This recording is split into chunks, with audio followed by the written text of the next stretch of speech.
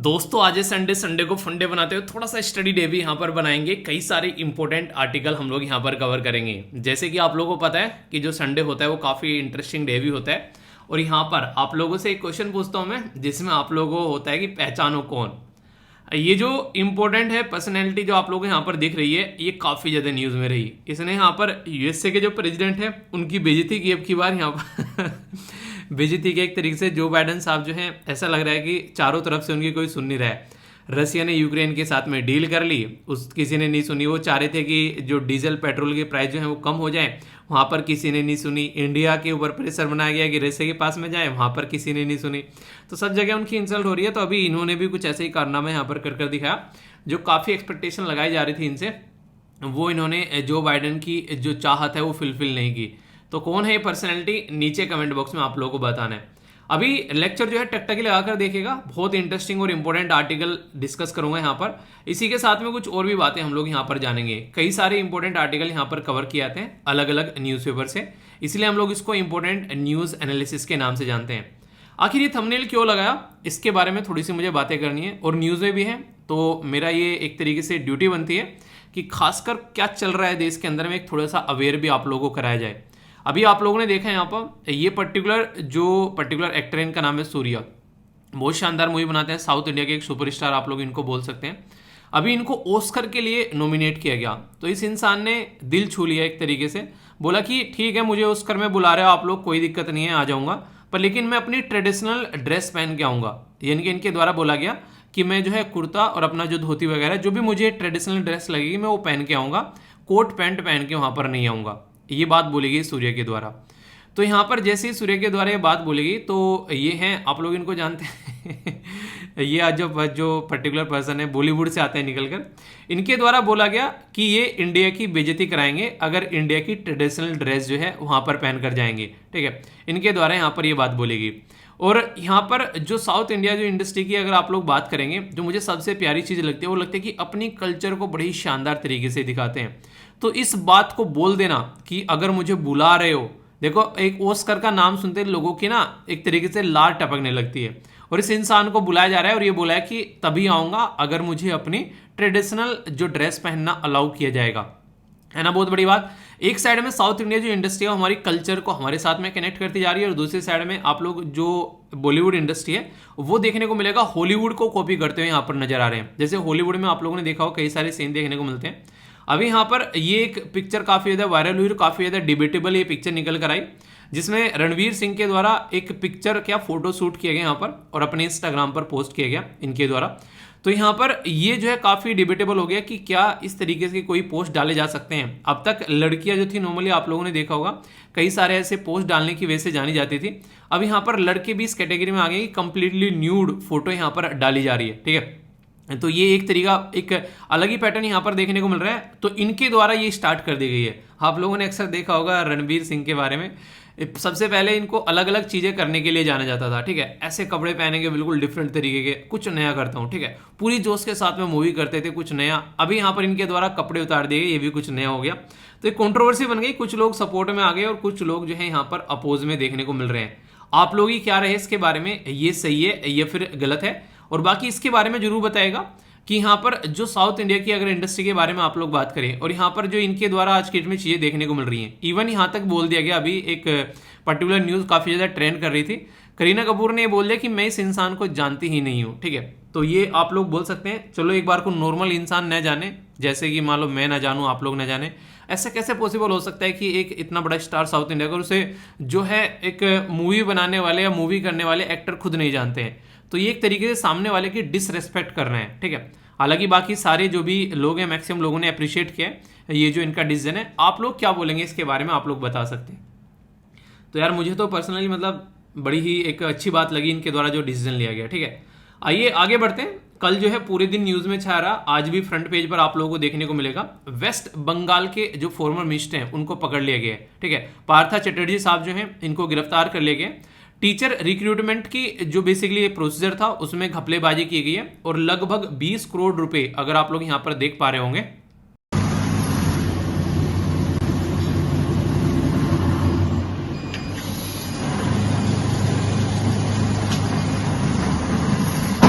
इनके यहाँ से जब्त किए गए हैं। इंटरेस्टिंग चीज़ तो ये देखने को मिली, जब डिटेल में यहाँ पर इसके बारे में मैंने पढ़ा तो यहाँ पर ऐसी बातें निकल कर आ रही थी कि ये बोल रहे हैं कि हम लोगों ने कोई रिक्रूटमेंट कराया ही नहीं, और वहाँ पर बच्चों से जो है पैसे भी लिए जा चुके हैं। वहाँ पर एक अलग ही लेवल की चीज़ें आप लोगों को देखने को मिल रही हैं। यानी कि अभी रिसेंटली कई सारी ऐसी इरेगुलरिटीज देखने को मिली है सिलेक्शन प्रोसीजर के अंदर में, और ये यहाँ पर नहीं है, ये कई सारे राज्य में और भी आप लोगों को देखने को मिली। इसके ऊपर एक छोटी सी वीडियो बनाई थी, आप लोग यहाँ पर इसको देख लेना। बस वही है कि आगे चलकर वो भी सारी चीज़ें न्यूज़ में आने वाली है, पर लेकिन एक बच्चे के द्वारा बोला गया सर डीमोटिवेशन आ रहा है निकल कर, जब ऐसी चीज़ें देखते हैं मेहनत करने के बाद भी। यार देखो, पत्थर ना रास्ते में दुनिया भर के आएंगे, लोग पत्थर फेंकेंगे, अगर आप लोग इनको देखकर पीछे हट जाओगे तो फिर कैसे काम चलेगा। तो ऐसा बिल्कुल नहीं करना है, ठीक है। तो आप लोग अपनी बिल्कुल मेहनत करते रहिए, उसमें कोई दो राय नहीं है कि मेहनत करने वाला इंसान कभी ना कभी सही पोजीशन पर पहुंच ही जाता है। बस आप लोग हिम्मत मत हारो, मैं हूं ना आप लोगों के साथ में, टेंशन काहे को लेनी है, अपना लगे रहो यार। ये चीज़ें चलती रहती हैं और हमेशा से चलती आई हैं, ऐसा नहीं कि पहली बार ये चीज़ देखने को मिल रही है, कभी कम तो कभी ज़्यादा है। पर लेकिन आप लोगों को अपने ऊपर अपना विश्वास, अपना ट्रस्ट नहीं खोना है, ये बात आप लोग हमेशा ध्यान रखिए, ठीक है। एक ना एक दिन बोलते हैं ना कि काल का घड़ा फूटता ही फूटता है, तो वो आप लोगों को देखने को मिलेगा। ये जो पाप का घड़ा है एक दिन जरूर फूटेगा, पर लेकिन इसका मतलब ये नहीं कि जो सही इंसान है वो हथियार डाल के बैठ जाए, ठीक है। बाकी यहाँ से पीडीएफ सारी आप लोगों को मिल जाती है, एसएलवी पीडीएफ पर जाकर आप लोगों को कई सारे नोट्स भी मिल जाएंगे जो कि आप लोग यहाँ पर एंजॉय कर सकते हैं। कई सारी पिक्स, कई सारे नोट्स आप लोग यहाँ पर देखते हैं। ये देखिए, कल यहाँ पर हिंदी और इंग्लिश में एक टॉपिक और डाला गया यहाँ पर, तो डेली आप लोगों को नोट्स मिल रहे हैं। कई सारे बच्चे बोल रहे हैं सर हिंदी में भी डाल दिया करो, तो यहाँ पर आप लोग इसको देख सकते हैं, हिंदी में भी आप लोगों को मिलता है, ठीक है। तो ये एसएलवीपीडिया नाम से ग्रुप है, इसको आप लोग ज्वाइन कर लेना। और आंसर राइटिंग ग्रुप में आज जो है मैं पोस्ट करूंगा वहां पर एक एथिक्स से रिलेटेड क्वेश्चन, ठीक है। नॉर्मली यहाँ पर सैटरडे को आप लोगों को निबंध मिलता है, तो काफी इंटरेस्टिंग निबंध था, एजुकेशन के ऊपर था और शांति बनाए रखने के ऊपर था। बहुत सारे बच्चों के द्वारा पार्टिसिपेट किया गया, ठीक है। तो आप लोग भी इस तरीके से पार्टिसिपेट यहाँ पर कर सकते हैं और एक दूसरे का आंसर रिव्यू कर सकते हैं। प्रेसिडेंट रामनाथ कोविंद जी को विदाई दे दी गई यहाँ पर, क्योंकि आप लोगों को पता है देश की नई प्रेसिडेंट आ गई है। देश की नई प्रेसिडेंट का नाम तो आप लोगों को पता ही होगा, मुर्मू जी हैं। आप लोगों को ये बताना है कौन से नंबर की प्रेसिडेंट है वो और कौन से राज्य से निकल कर आती हैं। देखता हूँ कौन कौन से आंसर देता है, मैंने बहुत ही डिटेल में आप लोगों के लिए वीडियो बना रखी है उसके ऊपर, तो जाकर आप लोग देखिएगा सारी बैकग्राउंड इन्फॉर्मेशन के साथ में। एक एज ए इंस्पिरेशनल फिगर के तौर पर भी आप लोग उनको देख सकते हैं, ठीक है। जो नेक्स्ट आर्टिकल है ये कल जो है मैं डिस्कस नहीं कर पाया था, इसको अच्छे से आप लोग देखिएगा। अभी जो डिस्कस करूंगा इसमें काफी इंपॉर्टेंट आर्टिकल है, कई सारी बातें आप लोगों को जानने को मिलेगी। अच्छा, ये आर्टिकल स्टार्ट करने से पहले एक क्वेश्चन मैं आप लोगों से पूछना चाहूंगा, क्या आप लोगों ने कभी आसपास में देखा है किसी ऐसे इंसान को जिसको सांप ने काट लिया हो, या किसी ऐसे इंसान की डेथ हो गई हो सांप के काटने की वजह से? आसपास में कभी आप लोगों ने कोई ना कोई न्यूज़ जो है वो जरूर सुनी होगी कि फलाने का इंसान जो था वो खेतों में था, वहाँ पर सांप ने काट लिया, किसी के घर में सांप निकल गया। तो ऐसी हमारी कंट्री में बड़ी नॉर्मली ऐसी न्यूज़ आप लोगों को देखने को मिल जाती है।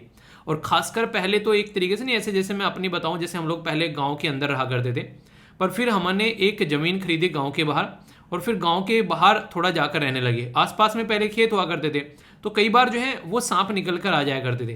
पर लेकिन अब तो जो है दूर दूर तक यहाँ पर घर बन चुके हैं आसपास में। वो लग रहा है कि फिर से जो है काफ़ी तो नहीं, पर हाँ हम लोग जो है फिर से लगभग 100 मीटर अंदर आ चुके हैं। तो जब आप लोग बाहर जाते हो, खासकर जब इसी जगह घर बनाते हो बाहर जाकर, तो उस टाइम पर कई सारे ऐसे इश्यूज निकल कर आते हैं।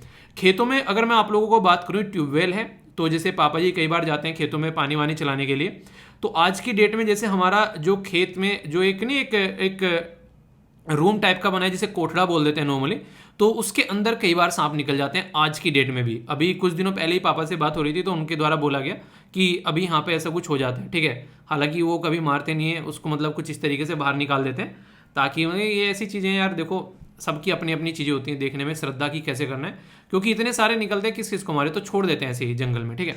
तो अभी अगर बात करूँ मैं आप लोगों के लिए जो इंपॉर्टेंट पॉइंट बताने वाला हूँ, वो सुनकर आप लोग थोड़ा सा हैरान हो जाएंगे। अगर मैं आप लोगों को एक डेटा बताऊं, ICMR क्या है? इसको बोलते हैं Indian council of medical research. इसके हिसाब से अगर मैं बात बताऊं आप लोगों को, दुनिया में जितने भी लोगों की डेथ होती है उसमें से 50% लोगों की डेथ जो होती है वो इंडिया के अंदर में होती है जब कोई सांप काट लेता है। यानी कि दुनिया में जितने भी लोग सांप के काटने से मर रहे हैं उसमें से 50% लोग जो हैं वो हमारे देश के अंदर अकेले मर रहे हैं। तो इससे आप लोग अंदाजा लगा सकते हैं कि सांप का काटना जो है वो कितनी खतरनाक बीमारी की कैटेगरी में आ रखा है। एक ऐसी ऑर्गेनाइजेशन है जिसका नाम हम लोग पुकारते हैं WHO, यानी कि वर्ल्ड हेल्थ ऑर्गेनाइजेशन। इसका ये मानना है कि अगर हम लोग जाएं आज की डेट में ट्रॉपिकल एरिया में, ट्रॉपिकल एरिया मतलब जैसे यहाँ पर बीच में इक्वेटर हो गया, यहाँ पर ट्रॉपिक ऑफ कैंसर हो गई, यहाँ पर ट्रॉपिक ऑफ कैप्रिकॉर्न हो गई। तो इसके आसपास वाला जो रीजन आप लोगों को देखने को मिलेगा ये ट्रॉपिकल एरिया कहलाता है। तो ट्रॉपिकल एरिया में ये हाईएस्ट प्रायोरिटी दी जाने की बात की जा रही है। क्यों? क्योंकि ये सबसे ज्यादा नेग्लेक्टेड ट्रॉपिकल डिजीज की कैटेगरी में इसको डाल दिया गया है। नेग्लेक्टेड ट्रॉपिकल डिजीज मतलब एक ऐसी बीमारी जिसको लोग जो हैं आसपास में हैं, काट भी रहे हैं सांप, लोगों की जान भी जा रही है, पर लेकिन किसी का फोकस ही नहीं है कि हाँ ऐसी कोई बीमारी भी है, तो उसको नेग्लेक्ट किया जा रहा है। इस बीमारी को, सांप के काटने को हल्के में लेकर इसको छोड़ दिया जाता है, और जिसकी वजह से काफी सारे लोगों की जो है वो डेथ होती है। और मैंने अभी बताया कि 50% तो हमारे देश के अंदर अकेले डेथ होती है दुनिया की। तो ये तो समझ में आ गया, पर लेकिन इसको अभी डिस्कस क्यों कर रहे हो यार, ये बताओ। इसको डिस्कस यार इसलिए कर रहा हूं क्योंकि अभी वर्ल्ड स्नेक डे जो है वो यहां पर सेलिब्रेट किया गया। तो उसके चलते ये बोला गया कि हमको एक ऐसी दवाई बनानी पड़ेगी जो कि एंटी वेनम हो, मतलब जो कि विष रोधी हो, यानी कि सांप के काटने के बाद में जो जहर चढ़ता है तो उससे इंसानों को बचाया जा सके, एक ऐसी दवाई डेवलप करनी पड़ेगी। आप लोग बोलोगे क्या ऐसी दवाई नहीं है? ऐसी दवाई किसने कहा नहीं है, पर लेकिन सब जगह इफेक्टिव नहीं होती है, ये दिक्कत देखने को मिलती है। अभी मुद्दा क्या निकल कर आ रहा है? अभी मुद्दा ये निकल कर आ रहा है कि जो ये आप लोग को ग्रीन सांप देखने को मिल रहे हैं जिसको बोला जाता है ग्रीन पिट वाइपर, तो ये जो ग्रीन पिट वाइपर है इसके लिए एंटी वेनम हमारे पास में नहीं है, यानी कि इसके जो जहर है उसका काट हमारे पास में नहीं है। जो हमारे पास में है वो है यहाँ पर रुसेल वाइपर, तो उसके लिए तो है, पर लेकिन इसके लिए यहाँ पर नहीं है। तो ये नॉर्थ ईस्ट वाला जो हमारा एरिया आप लोगों को देखने को मिलता है, खासकर ये वाला जो रीजन है, इस एरिया में ये केसेस जो है बहुत ज़्यादा निकल के आते हैं, यानी कि सांप के केसेस बहुत ज़्यादा हैं।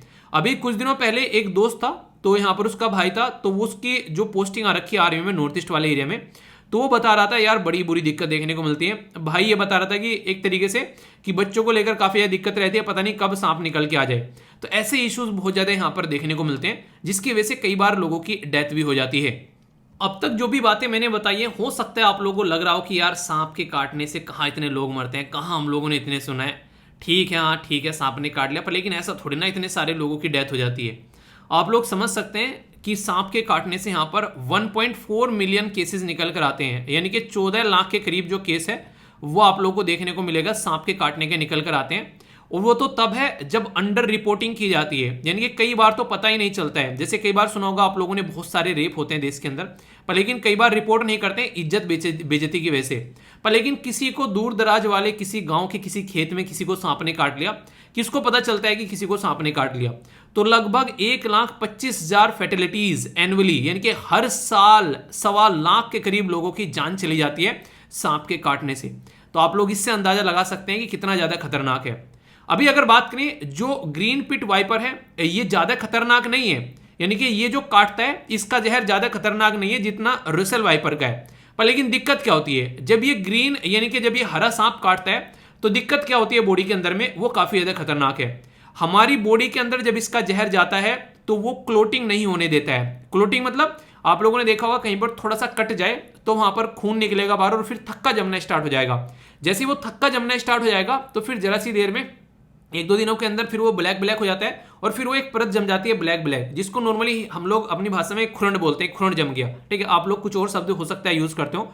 तो जो खुरंड जम जाता है उसके ऊपर में, तो फिर वहां से क्या होता है कुछ दिनों बाद वो गिर के निकल जाता है, और ये एक तरीके से हमारी बॉडी अपने आप करती है। पर लेकिन जो खुरंड जमता है, वो जो थक्का जमता है उसका खून का, वो क्लोटिंग ही नहीं हो पाएगी बॉडी के अंदर में, आप लोग ऐसा बोल सकते हैं, और इंटरनल ब्लीडिंग आप लोगों को देखने को मिलेगी, जिसकी वजह से इंसान की डेथ हो जाती है। तो यानी कहने का मतलब यहां पर यह कि जो ग्रीन जो यहां पर ये सांप है, इसका जो जहर है वेनम, ये सबसे ज्यादा खतरनाक इसीलिए है क्योंकि इसकी वजह से यहां पर क्लोटिंग नहीं हो पाती है, तो ये दिक्कतें देखने को मिलती है। और स्नेक बाइट जो है वो आप लोगों को यहां पर जब नजर आती है तो कई सारे ऐसे इश्यूज फिर निकल कर आते हैं। तो मुद्दा क्या है कि जिसकी दवाई है उसको तो हम लोग बचा लेते हैं, बाकी जिसकी दवाई नहीं है उसके ऊपर काम करना जरूरी है, तभी यहां पर इतने सारे लोगों की हम लोग जान जो है बचा पाएंगे। अब ये जो डेटा मैं आप लोगों के सामने सुना रहा हूं, आप लोग सुनकर हैरान हो जाओगे। जैसे कि यहां पर देखिए, मैंने बताया अभी ऑल ओवर वर्ल्ड में लगभग 14 लाख के करीब केस आते हैं सांप के काटने के, जिसमें से 1,25,000 के लोगों की जान चली जाती है दुनिया में। इसमें से 40,000 लोग जो हैं वो अकेले इंडिया के अंदर जाते हैं। आप लोग इससे अंदाजा लगा सकते हैं कि अगर बात करें हमारे देश के अंदर में कितनी बड़ी प्रॉब्लम है। अगर इसको आप लोग देखोगे, जिसमें सबसे ज्यादा डेथ होती है यहां पर सांप के काटने से, तो आप लोग यहां पर देख सकते हैं जैसे कि कई सारे राज्य आप लोगों के सामने, उत्तर प्रदेश हो गया, यहां पर कितने लोगों को काटा, कितनों की डेथ होगी, ये यहाँ पर बताने की कोशिश की जा रही है। ठीक है, ये अब जो डेटा है पुराना है, पर लेकिन आप लोग इससे अंदाजा लगा सकते हैं। राजस्थान, मध्य प्रदेश, गुजरात, महाराष्ट्र, कर्नाटका, तमिलनाडु, ये इसी के साथ में छत्तीसगढ़, उड़ीसा, झारखंड, वेस्ट बंगाल, तो यहाँ पर ये इनका डेटा दे रखा है नॉर्मल। बाकी नॉर्थ ईस्ट का तो डेटा ही नहीं है, वहां पर कई बार काउंट नहीं होता है, इतना ज्यादा आप लोगों को देखने को मिलेगा, इसलिए बोला कि अंडर काउंट है, कई बार काउंट नहीं होता है। तो ये कुछ टाइम का ड्यूरेशन का आप लोगों को बताया गया, जिसकी वजह से जो फार्मर और जो लेबरर हैं उनको तो काफी ज्यादा दिक्कत इसकी वजह से देखने को मिलती है। कई बार यूपीएससी आप लोगों के जब मजा लेने पर आती है तो ऐसे क्वेश्चन आप लोगों से पूछ लिया करती है। जैसे कि यहाँ पर क्वेश्चन पूछा गया बड़ा इंटरेस्टिंग सा, बोला गया यहाँ पर कुछ स्पीसीज के बारे में, बोला गया कि जो टर्टल यानी कि जो कछुआ होता है उसकी कई सारी जाति ऐसी हैं जो कि हर्बीवर्स यानी कि जो ऐसी हैं जो कि एक तरीके से आप लोग बोल सकते हैं जो शाकाहारी। ठीक है, ऐसे यहाँ पर मछली की जातियों को बोला गया है, ये भी इस तरीके से बोला गया है कि शाकाहारी हैं। ऐसे यहाँ पर कई सारे मैरीन जो मैमल्स हैं, ठीक है, तो यानी कि कई सारे जो समुद्र में स्तनधारी जो जीव हैं वो भी आप लोगों को शाकाहारी आप लोगों को देखने को मिलेंगे। पर लेकिन जब सांप के बारे में बात की गई यहाँ पर, स्नेक के बारे में, तो यहाँ पर बोला गया यहाँ पर यह विविपोएस। इसका मतलब क्या होता है? इसका मतलब यहाँ पर ये होता है नॉर्मली सांप जो है वो अंडे देते हैं, पर लेकिन कुछ सांप की जाति ऐसी भी हैं जो कि अंडा नहीं, एग नहीं, वो डायरेक्ट बेबी प्रोड्यूस करती है। तो ये ऐसा क्वेश्चन आप लोगों से यहाँ पर पूछा गया। तो आंसर क्या है? ए में बोला गया 1 and 3, बी में बोला गया 2 3 4, सी में बोला गया 2 3 4, वो 2 4, और डी में बोला गया ऑल ऑफ द अबव। तो ये क्वेश्चन ऐसा है जिसके सारे के सारे आंसर जो हैं वो आप लोगों को सही देखने को मिलेंगे। ठीक है, तो ऐसे डिफरेंट से क्वेश्चन भी कई बार पूछ जाते हैं। तो कई बार ऐसा नहीं कि जो आप लोगों ने पढ़ा है वहीं से ही क्वेश्चन आएगा, घुमा फिरा क्वेश्चन आ जाता है। पर लेकिन जब ऐसा दिखाओ ना, सम टाइप में लिखा हो, सम स्टेटमेंट, हर जगह सम है, तो यहाँ पर मैक्सिमम 99% जो रहता है वो आप लोगों को सही देखने को मिलेगा। ठीक है, सम मतलब हो सकता है कोई ऐसी ऐसा थोड़ा ना कि सारी चीजें ऐसे हैं, कुछ लोग ऐसे हैं कि जो शाकाहारी हैं, हाँ हो सकता है, कुछ लोग ऐसे हैं मांसाहारी, हाँ बिल्कुल हो सकता है, कुछ लोग ऐसे हैं जो दोनों खाते हैं, जी हाँ बिल्कुल हो सकता है। तो इस तरीके से आप लोग एक देख सकते हैं कि ऐसी स्टेटमेंट होती है। आप लोग थोड़ा सा अगर यहाँ पर कॉमन सेंस यूज करोगे ना एग्जाम के अंदर में, तो ऐसे क्वेश्चन के आंसर आप लोग निकाल लोगे आराम से, क्योंकि यहाँ पर जहां सम इस तरीके से होता है मैक्सिमम टाइम आप लोग स्टेटमेंट जो है वो ट्रूथ यानी कि सत्य देखने को मिलेगी। 99% हो सकता है 1% गलत हो, पर 99% आप लोगों को सही देखने को मिलती है। तो ये है यहाँ पर पूरा टॉपिक। ठीक है, तो कोई भी कंफ्यूजन नहीं होना चाहिए। अब एक क्वेश्चन पूछोगे यहाँ पर जो कि आप लोग को बताना है कि ये वर्ल्ड स्नेक डे जो है वो किस दिन सेलिब्रेट किया जाता है। ठीक है, तो ये आप लोगों को बताना है। बाकी कोई भी डाउट हुआ करे तो यार उसको पूछा करो और फीडबैक जरूर दिया करो। लाइक या डिसलाइक कर बता सकते हो, 1 सेकंड लगता है, ये फीडबैक मुझे मिल जाता है और इससे मुझे पता चलता रहता है कि कैसी आप लोगों को वीडियो लग रही है। ठीक है, तो ये जरूर किया करो। 1 सेकंड का काम मतलब करने में भी इतनी शर्म आती है क्या? ओनली 1 सेकंड लगती है इसमें। ठीक है, तो ये काम जरूर किया करो ताकि मुझे पता चलता रहे। और कोई डाउट हो तो कमेंट बॉक्स में आप लोग पूछ लिया करो, जहां पर भी जो भी डाउट आप लोगों को लगे, ताकि आगे आने वाले जो लेक्चर है उसमें उसको इंक्लूड किया जा सके। ठीक है, ये जो आर्टिकल है ये द हिंदू का है, हालांकि इसके ऊपर मैं एक अलग से वीडियो ऑलरेडी बना चुका हूं, पर लेकिन ये जो आर्टिकल है उसका एक्सटेंडेड वर्जन आप लोगों को देखने को मिलेगा। मतलब क्या है, जितना मैंने आप लोगों को पढ़ाया था उसके आगे यहाँ पर बातें बताई गई है। पहले मैं आप लोगों को एक बार रिकैप करा देता हूं कि मैंने आप लोगों को अब तक इसके बारे में क्या पढ़ाया है, जिससे कि आप लोग आगे चीजों को कनेक्ट कर सकें। मैंने आप लोगों को यहाँ पर यह बताया कि एक महिला होती है, वो एक बेसिकली महिला का एक लड़की आप लोग बोल सकते हैं, वो एक लड़के से प्यार करती है, दोनों जो है फिजिकल होते हैं और फिजिकल होने के बाद में वो जो लड़की है वो प्रेग्नेंट हो जाती है। जैसे वो लड़की प्रेग्नेंट होती है तो वो उसको सपोर्ट करता रहता है कि ठीक है प्रेगनेंसी है, आगे शादी कर लेंगे, बच्चे को रहने दो, बच्चे को नहीं करो, मतलब जो भी पर्सनल बातें उनके बीच में हुई होगी वो लड़की उसको कंटिन्यू कर लेती है। वो प्रेगनेंसी जो है उसको टर्मिनेट नहीं कराती है, जबकि उनकी शादी भी नहीं हो रखी थी। तो यहाँ पर क्या होता है, वो जो प्रेगनेंसी है जब यहाँ पर पहुंच जाती है 22 हफ्ते की प्रेगनेंसी, तो 22 हफ्ते की प्रेगनेंसी होती है, वो जो इंसान है वो यहाँ से इसको छोड़कर बीच में निकल लेता है। ठीक है, तो 22 या 24 हफ्ते की प्रेगनेंसी थी, तो यहाँ पर ये उसको छोड़कर निकल लेता है। इनका जो रिलेशन है वो एक तरीके से टर्मिनेट हो जाता है।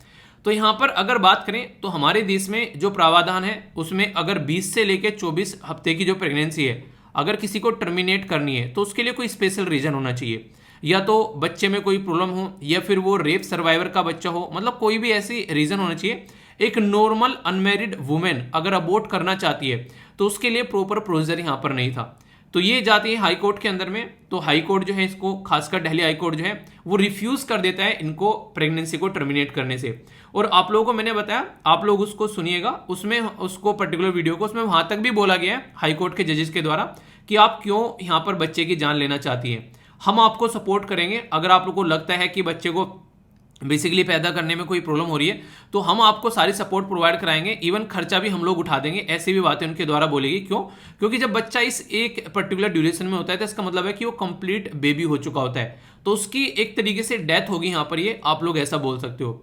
पर लेकिन नॉर्मल तरीके से अगर देखा जाए, अपनी बॉडी अपनी राइट के बारे, अपनी बॉडी अपने अधिकार के बारे में बात करते हैं, तो वुमेन को अक्सर उनकी जो अधिकार जो है वो उनको प्रोवाइड नहीं कराए जाते हैं। और हमारी कंट्री में जो रूल है उसमें एक तरीके से नॉर्मल अनमैरिड वुमेन को अलाउ नहीं किया गया था उसमें।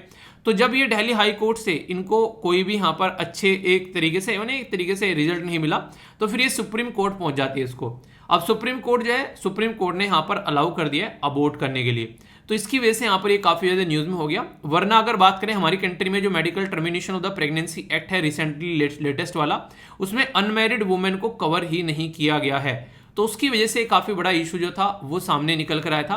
पर लेकिन अभी यहाँ पर जो चीजें आगे बढ़ रही हैं, ये एक अच्छी चीज आप लोग यहाँ पर बोल सकते हैं। और गवर्नमेंट को भी यहाँ पर इसमें काम करना पड़ेगा, क्योंकि जो यहाँ पर मेडिकल टर्मिनेशन ऑफ प्रेगनेंसी है, वहां पर एक तरीके से डिस्क्रिमिनेटरी यहाँ पर बोला गया कि जो आप लोगों का प्रोविजन है 3B of medical termination of pregnancy, उसमें अनमैरिड अनविवाही जो महिला है उसके लिए यहाँ पर कोई भी कंडीशन नहीं रखी गई है। ठीक है, तो इसके चलते यहाँ पर काफी ज्यादा प्रॉब्लम फेस इनको यहाँ पर करनी पड़ गई। मैंने बोला कि आई एम हियर टू पे, ये तक बोल दिया गया यहाँ पर, जो कि जज थे कि आप लोग टेंशन मत लीजिए, अगर आप लोगों को लग रहा है पैसे की कोई दिक्कत है तो हम लोग पे कर देंगे। लड़की कह रही है पैसे के बारे में बात नहीं है, मेरी जिंदगी बर्बाद हो जाएगी। एक ऐसे बच्चे को साथ में रखना जो बच्चा जो है एक तरीके से मतलब एक जो हस्बैंड जो है वो साथ में मतलब रहने के लिए तैयार नहीं है। देखिए यहाँ पर भी दो मत हो गए थे, जब मैंने वो वीडियो बनाई थी उसके नीचे भी कई सारे कमेंट आए और वो मैंने पढ़े, तो दो मत यहाँ पर हो गए। एक तो मत ये है यहाँ पर कि अगर हो सकता है कि वो इंसान अभी छोड़ के गया है, ठीक है, पर लेकिन बच्चा तो आप लोगों की सहमति से हुआ है ना, वो 22-24 जितने भी हफ्ते का हुआ है।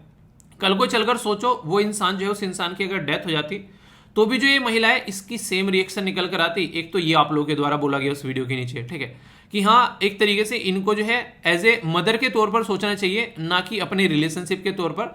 वो यहाँ पर इस तरीके से कई सारे बच्चों के द्वारा कमेंट किया गया उस वीडियो के नीचे। कई सारे बच्चे बोले थे कि हाँ सही है, इनको जो है उसको टर्मिनेट करा देना चाहिए।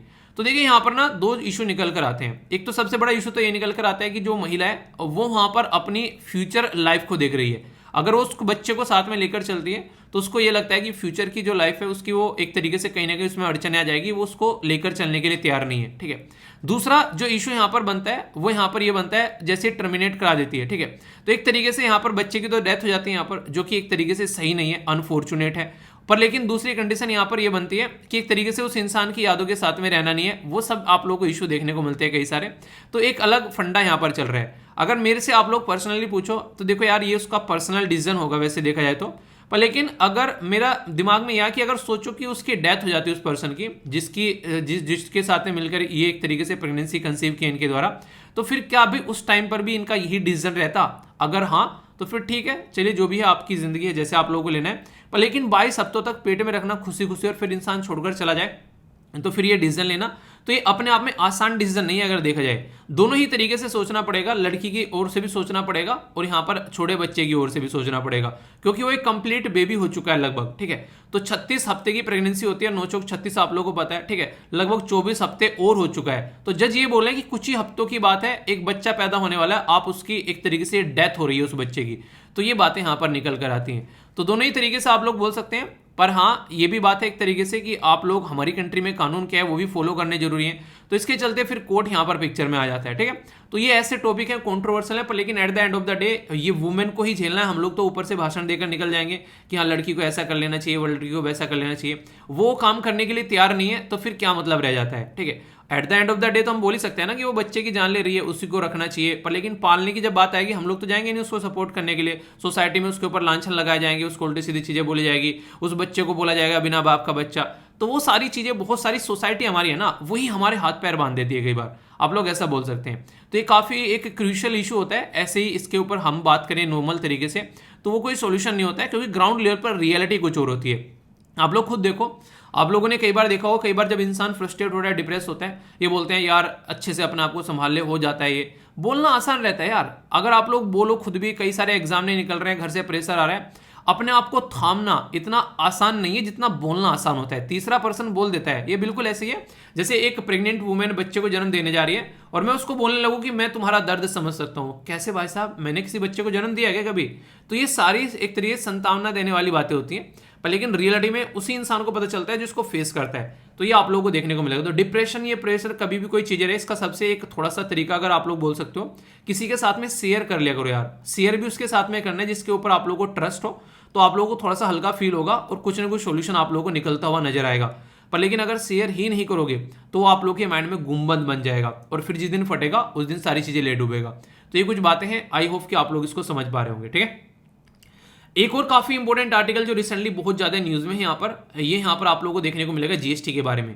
जीएसटी को बोलते हैं goods and service tax, indirect tax भी आप लोग इसको बोल सकते हैं, क्योंकि ये जो टैक्स है हर एक इंसान पे कर रहा है। एक छोटा सा बच्चा भी टैक्स पे कर रहा है। छोटा सा बच्चा मतलब, हाँ, छोटा सा बच्चा जो कि अभी पैदा हुआ है वो भी टैक्स पे कर रहा है। कैसे? उसके शरीर पर कोई ना कोई कपड़ा पहनाया गया होगा, उसके ऊपर कोई ना कोई टैक्स जरूर लगा होगा। आप लोग ये समझ सकते हैं। ठीक है, तो ये आप लोग आज के डेट में बोल सकते हैं कि हर एक इंसान, एक आज का छोटा सा पैदा हुआ बच्चा और एक बुजुर्ग इंसान जो कि एक चारपाई पर है, उसके कुछ ही दिन बचे हुए, हर एक इंसान जो है इसके बीच में आ जाता है और वो टैक्स पे कर रहा है। ठीक है, एक वर्ड यूज किया था बचपन से लेके 55 तक यानी कि हर एक इंसान जो है इस कैटेगरी में आ जाता है कि आप लोग जीएसटी पे कर रहे हैं। तो इसका मतलब ये होगा कि टैक्स आप लोग भी पे कर रहे हैं और टैक्स मैं भी पे कर रहा हूं, कमाने वाला भी पे कर रहा है और ना कमाने वाले भी पे कर रहे हैं। अभी बवाल ये हो गया, जीएसटी काउंसिल की जो मीटिंग हुई उसमें 5% जीएसटी लगा दिया गया फूड के वो सामान जो कि पैकेट कैटेगरी में आते हैं। जैसे पनीर आप लोग लेने जाएंगे और पनीर अगर वो पैकेट एक तरीके से पैकेज की कैटेगरी में, नहीं पाउच आ रहा है, जो पैकेज जो देखने को मिलता है आप लोगों को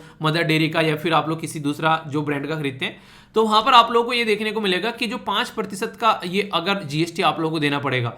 तो ये बातें निकल कर आ रही है। अभी एक ऐसा इश्यू निकल कर आया वेस्ट बंगाल के अंदर में, जो आप लोगों ने देखा होगा, जो खील होती है, मुरमुरे होते हैं, अक्सर जैसे नहीं गांव में होता है, आप लोगों ने देखा होगा गीत गाए जाते हैं, कोई बच्चा पैदा हो गया, फिर भात नोतने आती है, जैसे जो एक तरीके से नहीं, जो एक शादी विवाह से पहले, तो उसमें क्या होता है, उसमें आप लोगों ने देखा होगा खील बतासे बांटे जाते हैं। ठीक है, तो ये अक्सर आप लोगों ने देखा होगा। तो जो खील है वो एक काफी इंपॉर्टेंट पार्ट है वेस्ट बंगाल की कल्चर के अंदर। अगर आप लोग जाओगे उस पे जीएसटी लगाया गया, तो ममता बनर्जी जी के द्वारा यहाँ पर उसको प्रोटेस्ट का साधन बनाया गया। जैसे गांधी जी के टाइम पर आप लोगों ने देखा होगा यहाँ पर नमक के ऊपर एक तरीके से गांधी जी ने अपना आंदोलन चला दिया। ऐसे ही आंदोलन यहाँ पर उसको लेकर चलाया जा रहा है कि कैसे यहाँ पर जीएसटी लगाई जा सकती है। तो ये कई सारी कंट्रोवर्शियल इशू बन गए कि हमारे देश में जीएसटी जो है एग्रीकल्चर प्रोडक्ट के ऊपर अगर बात करें, उसको किस तरीके से, खासकर डेयरी प्रोडक्ट के ऊपर अगर बात करूँ तो उसको लेकर चले जा रहे हैं। तो ये काफी ज्यादा कंट्रोवर्शियल इशू यहाँ पर बनता हुआ नजर आ रहा है।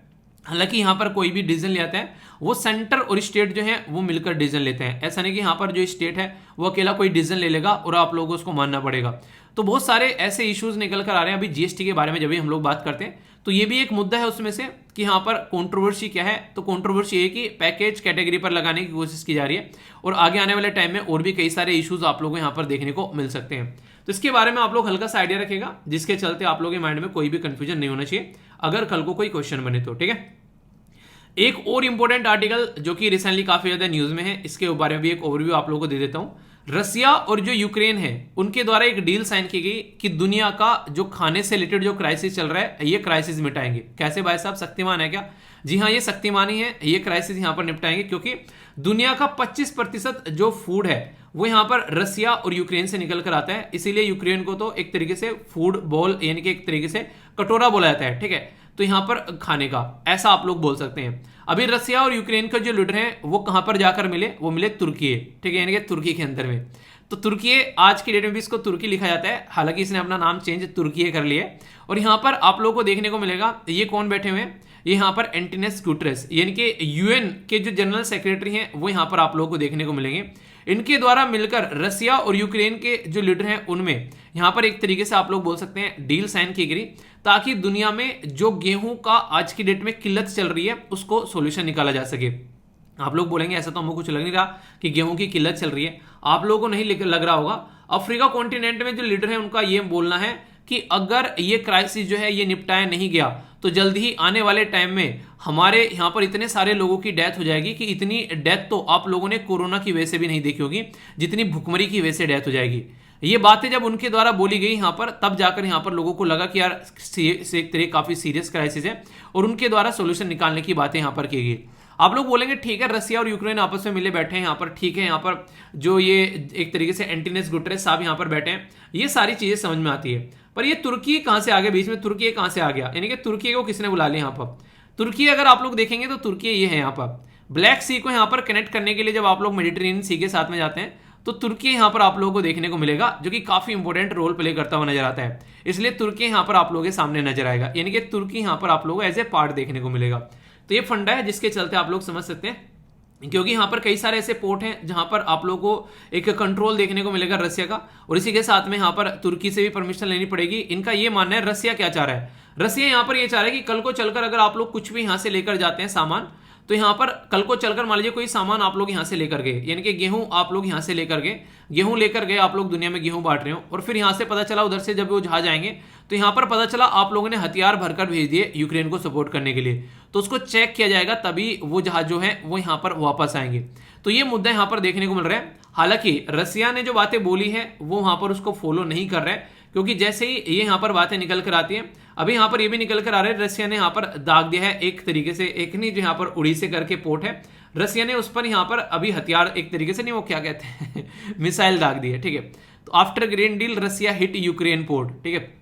तो ये काफी बड़ी बात है यहाँ पर, इनके पहले डील साइन कर ली और फिर जाकर वहां पर जो है जो उड़ीसे, ये उड़ीसा करके यहाँ पर जैसे अपनी कंट्री में देश में उड़ीसा है ना, ऐसे यहाँ पर एक पोर्ट एक पर्टिकुलर एरिया है, तो वहां पर मिसाइल दाग दी, तो जिसके चलते फिर से कंट्रोवर्सी होगी। और जेलेंस्की कह रहा है कि ये तो वही है कि एक हाथ में तो एक तरीके से नहीं फल दे रहे हैं, दूसरे हाथ से चाबुक मार रहे हैं, वो वाली बात है। तो प्रोमिस जो है फॉलो नहीं किया जा रहा है, तो ये फंडा आप लोगों को देखने को मिलेगा। मैंने अभी बताया कि दुनिया में लगभग 25% अगर खाना प्रोवाइड कराया जाता है गेहूं वगैरह, तो ये यहाँ पर रसिया और यूक्रेन प्रोवाइड कराते हैं। तो इसलिए बोला जा रहा है कि यहाँ पर सोल्यूशन होना चाहिए ताकि कल को चलकर भुखमरी को रोका जा सके। तो ये आप लोगों को काफी इंपॉर्टेंट यहाँ पर मुद्दा देखने को मिलेगा, जो कि काफी ज्यादा न्यूज में भी है, ठीक है। तो इसके बारे में आप लोगों को आइडिया होना चाहिए, कंफ्यूजन नहीं होना चाहिए। काफी इंपॉर्टेंट टॉपिक है, यहाँ से डायरेक्ट क्वेश्चन आप लोगों के लिए बन सकता है, ये इंडियन एक्सप्रेस के द्वारा काफी डिटेल में यहाँ पर कवर किया गया। यूपीएससी प्रीलिम्स ये पेपर 2 पॉलिटी के साथ में आप लोग इसको कवर कर देख सकते हैं। ये जो टॉपिक है इसमें बेसिक पर्पज यहाँ पर ये है कि आज की डेट में हमारी कंट्री में कई सारे ब्यूरोक्रेट्स ऐसे होते हैं जो कि रिटायर होते हैं, और रिटायर होते ही तुरंत जो है वो पॉलिटिक्स ज्वाइन कर लेते हैं। अभी लेटेस्ट एक शानदार उदाहरण आप लोगों को देखने को मिलेगा, हमारी कंट्री के जो एक्सटर्नल अफेयर मिनिस्टर हैं एस जयशंकर साहब, वो रिटायर होते ही तुरंत जो है यहाँ पर पॉलिटिक्स ज्वाइन उनके द्वारा कर ली गई। चीफ जस्टिस ऑफ इंडिया थे यहाँ पर फॉर्मर, उनके द्वारा भी यहाँ पर पॉलिटिक्स बेसिकली ज्वाइन की गई थी एज ए राज्यसभा के मेंबर।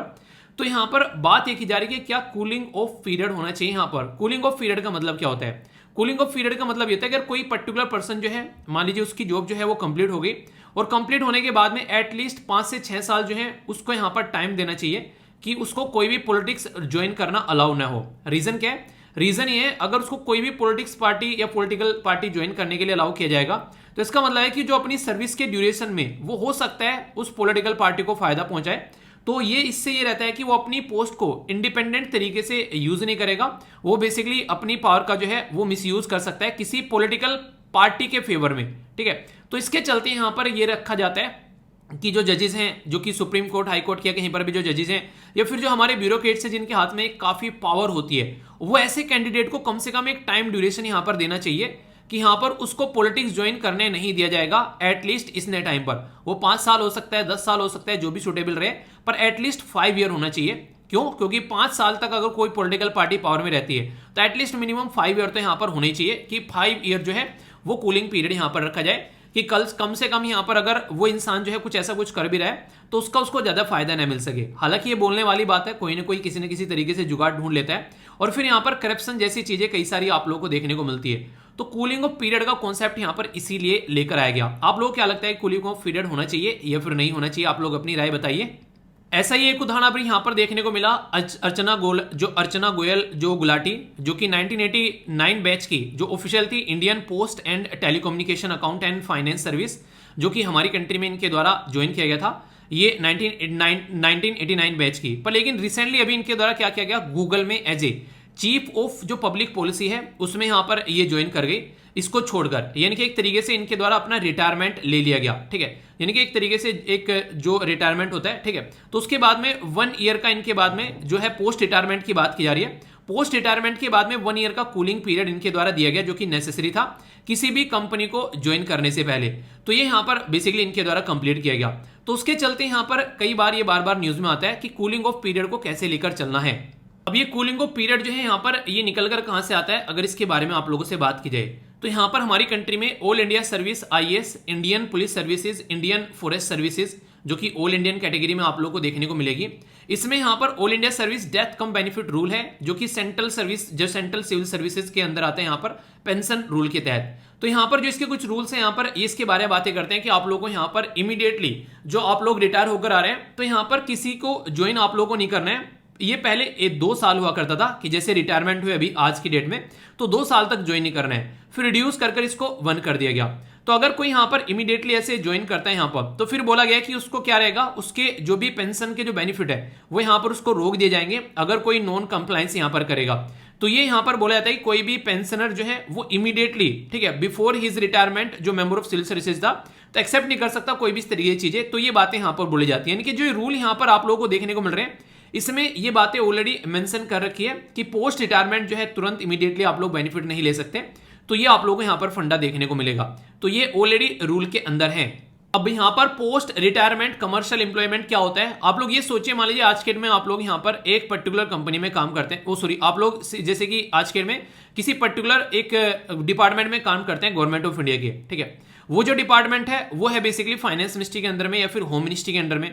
तो उस डिपार्टमेंट में बहुत सारी पॉलिसी फॉर्मेशन आप लोगों ने की है कि आने वाले 5 साल में कौन कौन से प्रोजेक्ट जो हैं वो देश के अंदर लाए जा सकते हैं। तो वो प्रोजेक्ट की इंफॉर्मेशन आप लोगों को होगी, क्योंकि कई सारे डिपार्टमेंट आप लोगों ने हेड भी किए होंगे एक मेंबर होने के नाते सिविल सर्विसेज के।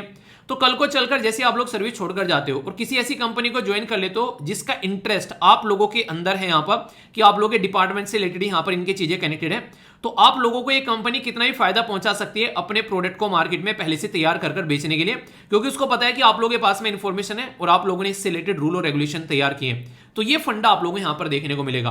तो इसके चलते आप लोग अपनी पोस्ट का यहाँ पर कमर्शियल फायदा उठा सकते हैं और मिसयूज कर सकते हैं अपनी पावर का जो आप लोगों को यहाँ पर मिली हुई थी उसका दूसरों को यहाँ पर डेटा जो है वो प्रोवाइड कराकर। तो ये बिल्कुल गलत तरीका होगा, यहाँ पर आपकी जो सर्विस है उसका एक गलत इस्तेमाल यहाँ पर होगा।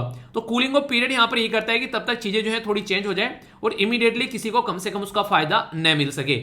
कई सारी कंडीशन यहाँ पर बोली गई है। अगर बात करें जैसे नो ऑब्जेक्शन सर्टिफिकेट का फंडा आप लोगों को देखने को मिलेगा कि हाँ कोई दिक्कत नहीं है। इसी के साथ में यहाँ पर कई सारी इन्फॉर्मेशन रहती है आप लोगों के पास में, जब यहाँ पर गवर्नमेंट के अंदर जैसे नहीं सीबीआई के अंदर या फिर कोई और ऑर्गेनाइजेशन के अंदर काम कर रहे हो तो देश के हित में कितना है यहाँ पर कॉन्फ्लिक्ट ऑफ इंटरेस्ट यहाँ पर कोई निकल कर आ रहा है तो उसके चलते यहाँ पर देखने को मिलेगा। तो कई सारे ऐसे मुद्दे हैं यहाँ पर, ये रटने नहीं है, बस आप लोगों को पता होना चाहिए ऐसा कुछ है ताकि आप लोग अपनी सर्विसेज का जो है वो मिसयूज यहाँ पर न करें। कॉन्फ्लिक्ट ऑफ इंटरेस्ट जो शब्द यहां पर यूज किया गया है ये आप लोग बेसिकली समझ सकते हैं। नेपोटिज्म क्या होता है, भाई भतीजावाद, यानी कि आप लोग जो है यहाँ पर किसी पर्टिकुलर ऑफिस में है गवर्नमेंट के और वहां पर चाह रहे हैं कि कोई आप लोगों का जो काम है घर वाले का, नहीं मान लीजिए आप लोग IAS ऑफिसर हैं, आप लोगों को यहाँ पर टेंडर पास करने हैं, सारे टेंडर जो है अपने यार दोस्त रिश्तेदारों को पकड़ा दिए उठाकर, तो ये आप लोग यहाँ पर देखने को मिलेगा। ठीक है, तो गवर्नमेंट इसके बदले आप लोग क्या मिल रहा है, आप लोगों को भी यहाँ पर कुछ ना कुछ आप लोगों को मिल रहा है। तो यानी कि पब्लिक सेक्टर में आप लोग एक जॉब करते करते अपना प्राइवेट इंटरेस्ट आप लोग साध रहे हैं, यहाँ पर एक प्राइवेट बिजनेस आप लोग तैयार कर रहे हैं, तो ये इलीगल है। ये आप लोगों की पोस्ट का एक गलत इस्तेमाल आप लोगों को देखने को मिलेगा।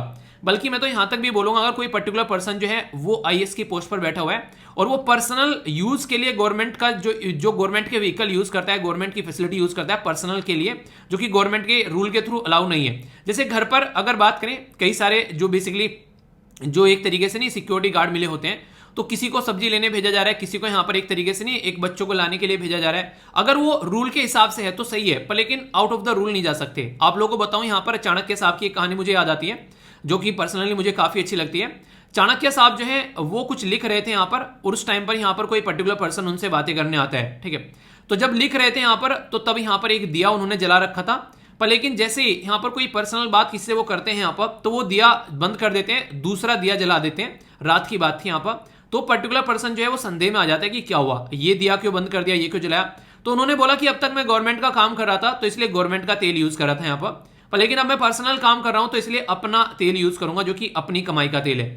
तो ये इस तरीके की अगर किसी के अंदर एक बार जो एक तरीके से नहीं एक ट्रांसपेरेंसी अगर इंसान के थॉट में होगी यहाँ पर, वो इंसान होता है बेसिकली रियल में सिविल सर्विसेज की पोस्ट के लिए, और वही एक तरीके से एक्सपेक्ट भी किया जाता है, क्योंकि ये कितनी खतरनाक पोस्ट है सिविल सर्विसेज की बात करें। किसी भी डिपार्टमेंट का हेड आप लोगों को बनाएंगे और वहां पर अगर इंसान जाकर बैठ जाता है और अपने फायदे के बारे में सोचने लगेगा तो लेने के देने पड़ जाएंगे सारे डिपार्टमेंट के। तो ये इशू यहां पर देखने को मिलता है। तो इसी के ऊपर काम करना जो है वो काफी ज्यादा जरूरी है। जब बात करते हैं कोई भी ऐसे सिविल सर्वेंट के बारे में, तो पॉलिटिक्स अगर वो ज्वाइन करना चाहते हैं तो इसके बारे में बात की जाती है कंडक्ट रूल के बारे में। तो यहां पर सिविल सर्विस के जो कंडक्ट रूल है वो बार करते हैं सिविल सर्वेंट को कि वो किसी भी पॉलिटिकल पार्टी के साथ में, ऑर्गेनाइजेशन के साथ में एसोसिएशन नहीं रख सकता। एक न्यूट्रलिटी बनाकर रखनी होती है, एक कमिटमेंट रहता है कि यहां पर कोई भी पर्टिकुलर पॉलिटिकल पार्टी के साथ में कनेक्ट नहीं होगा। तो ये क्लोज 3 आप लोगों को यहां पर देखने को मिलेगी। हालांकि कोई इनको ज्वाइन करने से रोक नहीं सकता है, तो एक न्यूट्रलिटी बनाकर रखने की बात की जाती है। इसी पर इलेक्शन कमीशन ऑफ इंडिया ने डीयूपीटी को लिखा भी था, department of personal and training जो है उसको लिखा भी था कि यहाँ पर एक कूलिंग ऑफ पीरियड के बारे में यहाँ पर बात की जाए प्रॉपर। अगर कोई यहाँ पर तुरंत ज्वाइन करना चाहता है तो इसे, बट यहाँ पर ये रिजेक्ट कर दिया गया, अभी यहाँ पर इसका कोई मुद्दा नहीं है। लेजिस्लेटिव डिपार्टमेंट जो है इसी के साथ में जो मिनिस्ट्री ऑफ लॉ है उसके द्वारा एडवाइस किया गया कि रिस्ट्रिक्ट किया जाए, रिस्ट्रिक्ट एक तरीके से यहाँ पर बोला गया restriction may not stand test of valid. ये क्लासिफिकेशन इक्वलिटी नहीं जो होती, एक तरीके से आर्टिकल 14 बोलता है इक्वलिटी सबके लिए। तो इसका यहाँ पर एक तरीके से फंडा देखना पड़ेगा कि क्या मुद्दा है। यहाँ पर बेसिकली इशू ये निकल कर आता है कि हर एक इंसान के साथ में इक्वल ट्रीटमेंट यहाँ पर होना चाहिए, तो ये भी यहाँ पर समझना पड़ेगा। तो कूलिंग ऑफ पीरियड हालांकि एक तरीके से बोला जाता है, इवन कॉन्स्टिट्यूशन असेंबली के अंदर में केटी साज होते हैं उनके द्वारा सजेस्ट किया गया कि हाई कोर्ट और सुप्रीम कोर्ट जो है वो यहाँ पर एक तरीके से इमीडिएटली किसी को ज्वाइन न करें, यहाँ पर उसके लिए बात की जा रही थी ताकि यहाँ पर कूलिंग ऑफ पीरियड यहाँ पर रखा जा सके। लेकिन ये सजेशन भी जो था अंबेडकर साहब के द्वारा यहाँ पर एक्सेप्ट नहीं किया गया, ठीक है। तो यहाँ पर एक तरीके से ये कई बार पहले भी उठ चुका है, ऐसा नहीं है कि अभी ये यहाँ पर निकल कर आ रहा है। तो याद रखिएगा फादर ऑफ इंडियन कॉन्स्टिट्यूशन के बारे में, तो यहाँ पर चेयरमैन थे यहाँ पर कमेटी के, और भी कई सारे मेंबर देखने को मिलेंगे। तो 7 मेंबर की कमेटी थी जो यहाँ पर जिसके द्वारा पूरा संविधान तैयार किया गया था।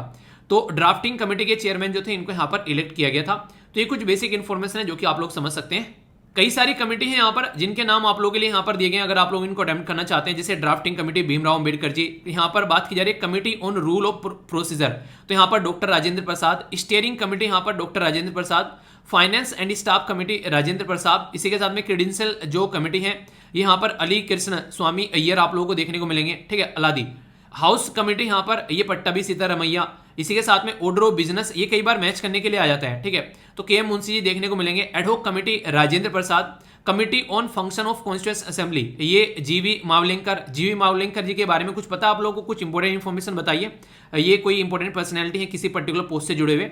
स्टेट कमेटी जवाहरलाल नेहरू जी। एडवाइजरी कमेटी फंडामेंटल राइट, बहुत इंपॉर्टेंट है, याद रखिएगा, ये सरदार वल्लभ भाई पटेल जी। माइनॉरिटी कमेटी पूछ ली जाती है, HC. Mukherjee ji. Fundamental right sub committee JB. Kripalani ji, important है। नॉर्थ ईस्ट के बारे में यहाँ पर गोपीनाथ बारदोली, ये तो क्वेश्चन भी मैंने आप लोगों को यहाँ पर पढ़ाया था, याद होगा आप लोगों को, ठीक है, जो कि यहाँ पर बात करते हैं। इसी के साथ में यहाँ पर बात करें तो जैसे कि एक्सक्लूड करना, जो पार्शली एक्सक्लूड करना एरिया, जैसे कि कई सारे आसाम के अंदर आप लोगों को देखने को मिलते हैं, तो उसके बारे में बात की जाए तो एवी जो है यहाँ पर ठक्कर, ठीक है। इसी के साथ में union power committee Jawaharlal Nehru ji. इसी के साथ में यूनियन जो constitution committee Jawaharlal Nehru ji. Drafting committee Bhimrao Ambedkar ji.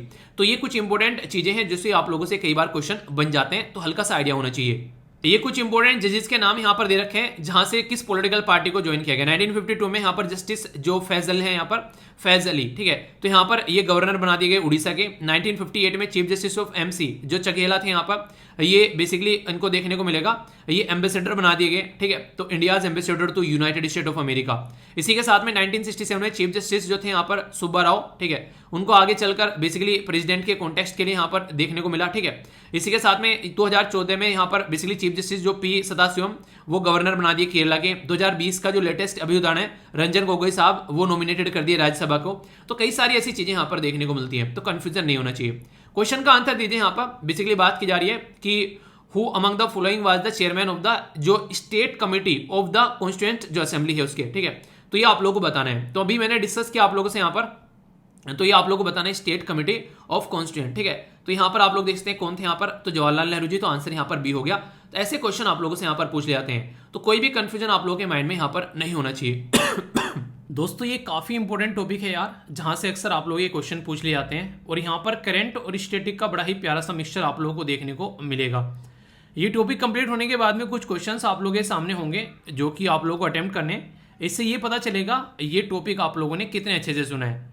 यहाँ पर क्यों आ रहा है ये टॉपिक अभी न्यूज़ में? इसलिए आ रहा है कि हमारी कंट्री के जो प्रेजेंट वाइस प्रेसिडेंट हैं एम वेंकैया नायडू जी, उनका टाइम ड्यूरेशन जो है वो 10 अगस्त को ख़त्म हो जाएगा।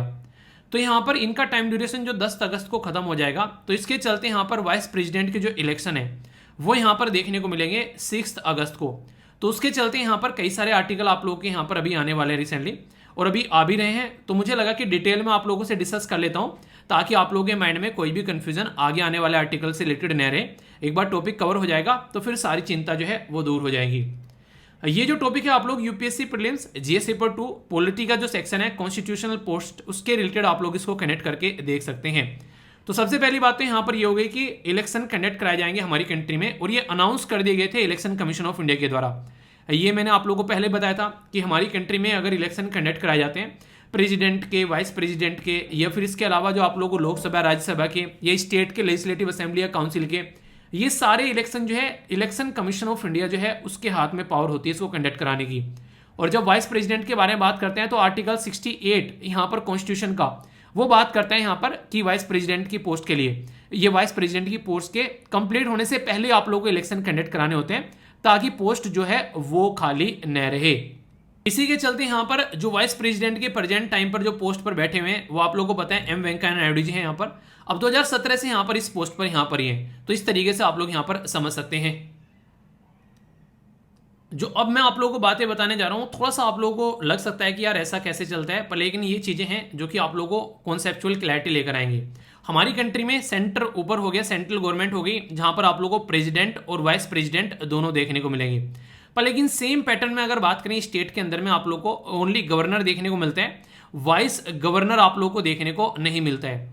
और यहाँ पर अगर बात करें वाइस प्रेसिडेंट जो है एक तरीके से बिल्कुल प्रेसिडेंट की तरीके से उनके इनडायरेक्ट इलेक्शन होते हैं, यानी कि हम लोग वोट नहीं डालते हैं, हमारे द्वारा चुने गए जो नुमाइंदे हैं वो वोट डालते हैं, यानी कि सांसद हो गए, विधायक हो गए, तो इस तरीके से वहाँ पर प्रेसिडेंट के इलेक्शन में वो वोट डालते हैं। पर लेकिन वाइस प्रेसिडेंट के इलेक्शन में जो इलेक्टोरल कॉलेज होता है, यानी कि जो वोट डालने वाले लोग होते हैं वो दोनों हाउस के मेंबर होते हैं। यहाँ पर आप लोगों को स्टेट जो है वो पार्टिसिपेट नहीं करता है।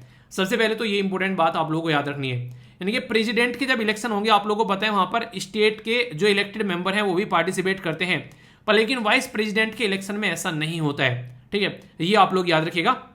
इसी के साथ में चेंज क्या है, ये कंसिस्ट करता है both elected and nominated member of parliament. ठीक है, अगर केस में बात करें, जबकि प्रेसिडेंट के केस में क्या रहता है, ओनली इलेक्टेड मेंबर यहाँ पर पार्टिसिपेट करते हैं। ये वो पॉइंट है जिनसे क्वेश्चन पूछे जाते हैं आप लोगों के एग्जाम में, तो अगर इन टॉपिक को आप लोग ढंग से समझोगे तो कोई कंफ्यूजन नहीं होगा।